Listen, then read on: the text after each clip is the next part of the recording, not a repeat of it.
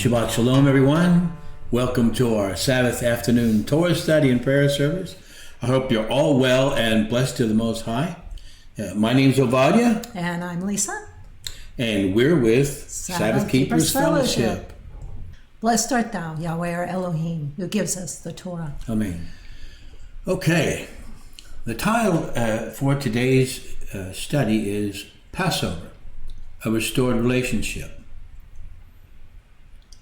There are many themes and motifs to be found within the page of Scripture.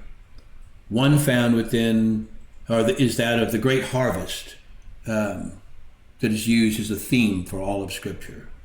Another is that of the coming kingdom of Yahweh overall and future events. Probably the most pervasive from beginning to end of Scripture is that of a Hebrew wedding tradition. It's found in most of the Scriptures and alluded to by the prophets and the disciples. It's on this theme that the following article, written by Lisa, is based. And give it ear. Give it ear as we approach the Passover. Ready? I am. A little girl is born and abandoned. While she was still covered in birth fluids and blood, she was carelessly tossed into an open field and left there to die. Her tiny body was lying naked and cold in a puddle of blood, and no one cared. Surely she was about to die. But a man came by and saw her lying in the field. He took pity on her and took her in his arms with great compassion and tenderness. He breathed life into her tiny body and made her live. The man watched over her as she grew and matured. He watched her learn to walk and talk. He watched her grow into that awkward stage of puberty and then young womanhood. All this time, he loved her with an enduring love. When the time finally came, when this young woman was old enough to know love, the man took the young woman and made a marriage agreement with her. He clothed her with fine embroidered silk and the best handmade leather sandals. He covered her in expensive, sparkling jewels, necklaces, bracelets, earrings, and rings, all made of pure gold and silver.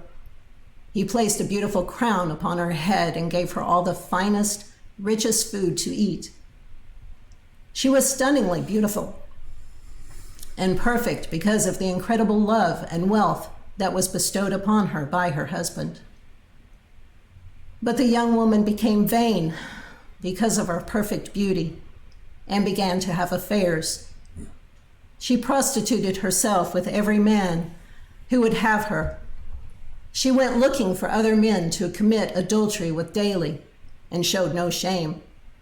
She took everything her loving husband had given her, all the fine clothes and jewels and wealth, and trashed it all by giving it away to her lovers. Naturally, the woman's husband became furious.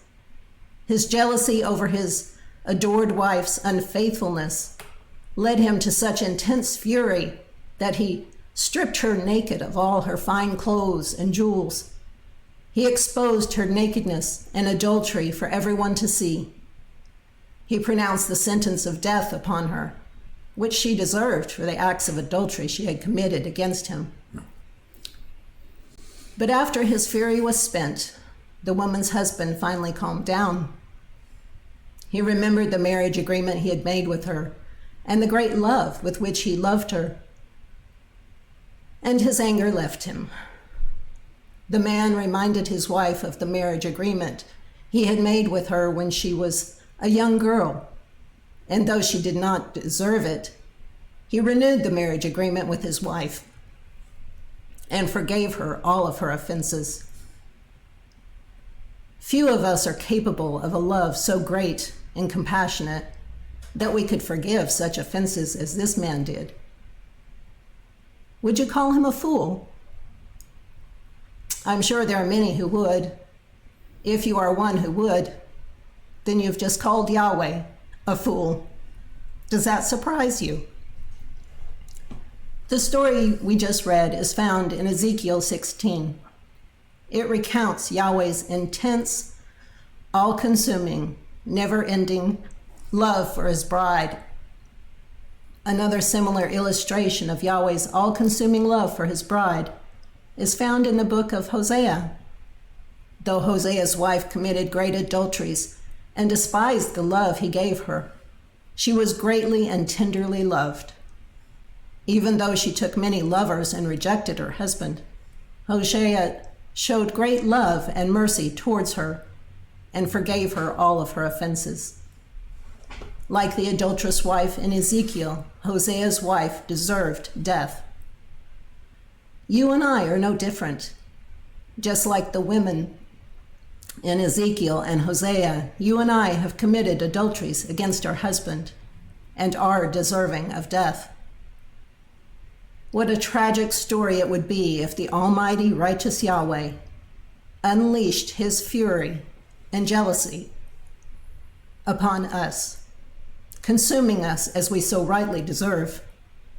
Fortunately, our story does not have to end in death, for the greatest aspect of Yahweh's love for us is his unending mercy.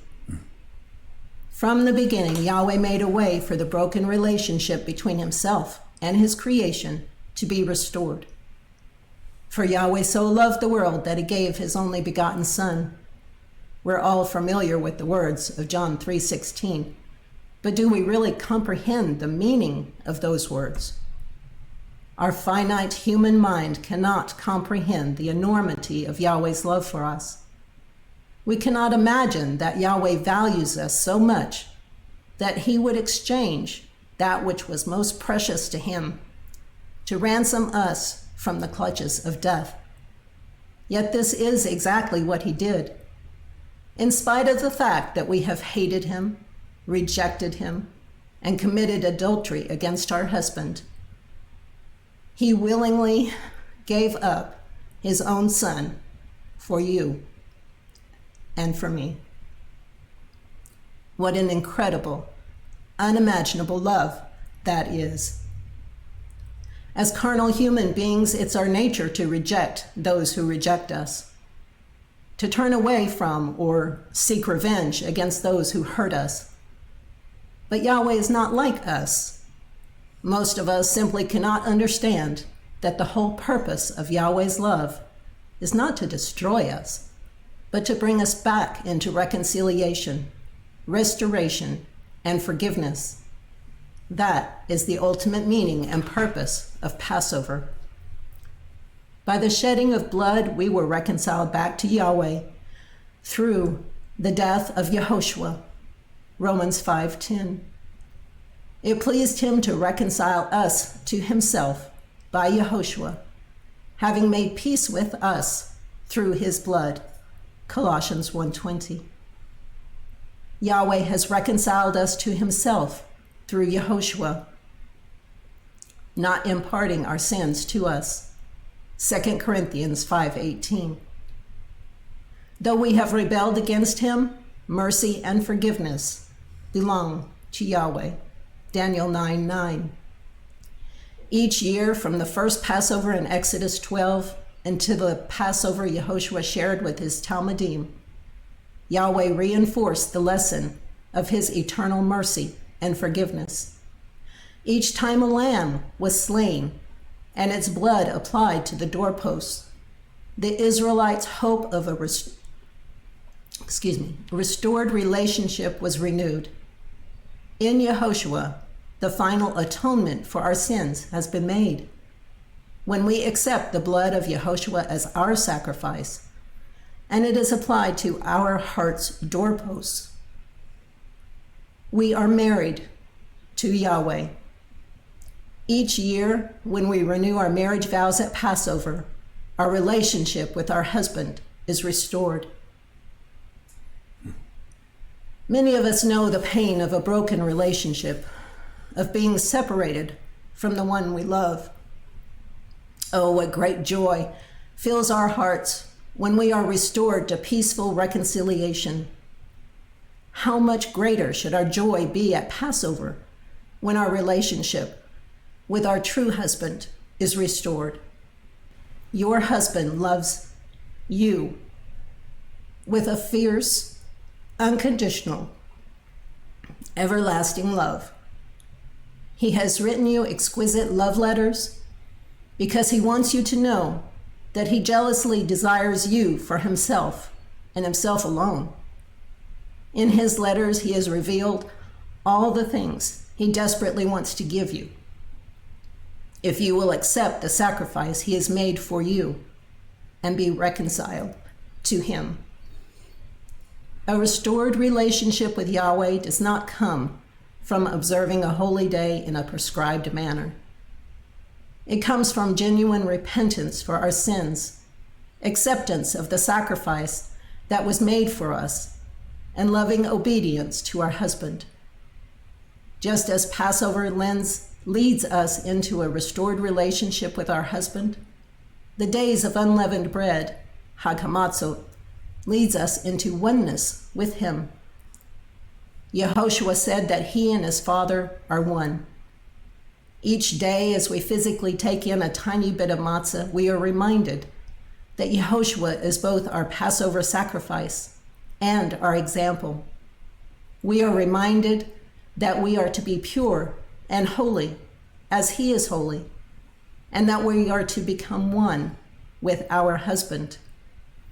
If we are truly in love with our husband, our heart's desire will be to know him intimately and to be one with him, to love him with all our heart, soul, and might.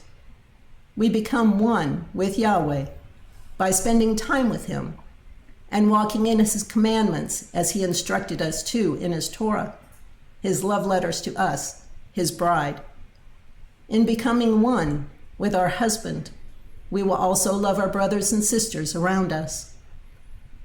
As you share in the covenant meal this Passover, think about how Yahweh has rescued you from death and placed you in an honored seat at his marriage supper.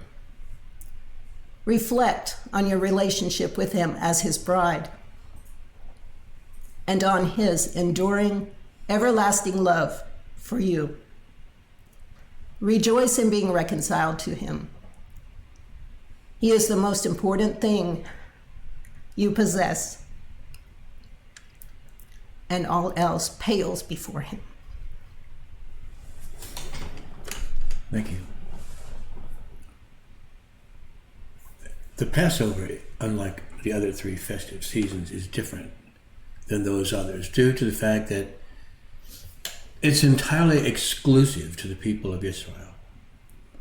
No outsiders are invited to participate, as it says. This is the law of the Pesach. No son of a stranger is to eat of it, and let no uncircumcised eat of it.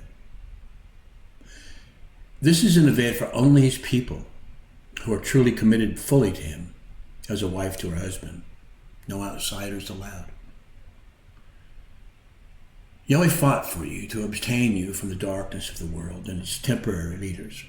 He fought and he won. Be faithful to the one you love. Trust him, trust in his compassion and mercy. And as it says in the New Covenant, know him. Amen. That's today's study. As always, it's been our privilege to bring the lesson to you.